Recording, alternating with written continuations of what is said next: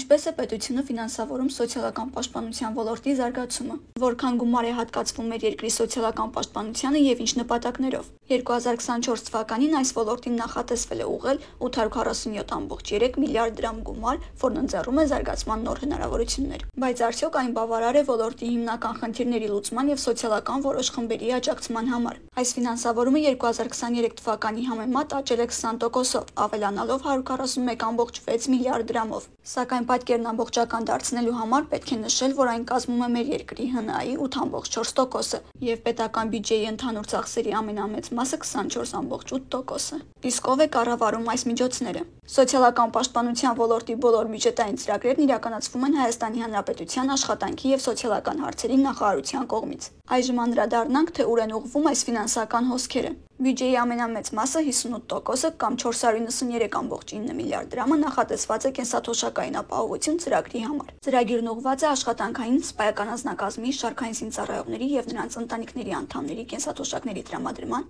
ինչպես նաև Հ օրենքով նշանակված կենսաթոշակների տրամադրմանը։ 13%-ը կամ 113.5 միլիարդ դրամը նախատեսված է սոցիալական ապահովության համար։ Ծրագրի շրջանակներում նախատեսվում է տրամադրել ծերության, հաշմանդամության, կերակրողին կորցնելու դեպքում նպաստներ, փոխհատուցումներ և սոցիալական աջակցություններ։ Ֆինանսավորմամբ երրորդ ծրագիրը ժողովրդագրական վիճակի բարելավման ծրագիրն է, որին նախատեսվել է հատկացնել 8%-ը կամ 68.3 միլիարդ դրամ։ Ծրագրի նպատակն է խթանել ժողովրդագրական վիճակի բարելավումը, վերջնարդյունքում ակնկալելով ժողովրդագրական վիճակի բարելավում և բազմազավակության աճ։ 2023 թվականին ներդրվել է ճգնաժամերի հակազդման և արտակարգ իրավիճակների հետևանքների նվազեցման և վերացման նպատակով առանձին սոցիալական խմբերին տրվող սոցիալական աջակցության ծրագիրը, որին ուղղվել է 65.7 միլիարդ դրամ կամ 8%-ը։ Սոցիալական աջակցությունները ուղղվել են Լեռնային Ղարաբաղից բռնի տեղահանվածներին միանվագ դրամական աջակցության տրամադրմանը և 2024 թվականին Հայաստանի Հանրապետության Լոռու և Տավուշի մարզերում հեղեղումների պատճառով տուժած ընտանիքներին։ Մնացած միջոցներն ուղղվում են սոցիալական որոշ խմբերի աջակցության տրամադրմանը, բնակարանային ապահովմանը և զբաղվածության ծրագրերին։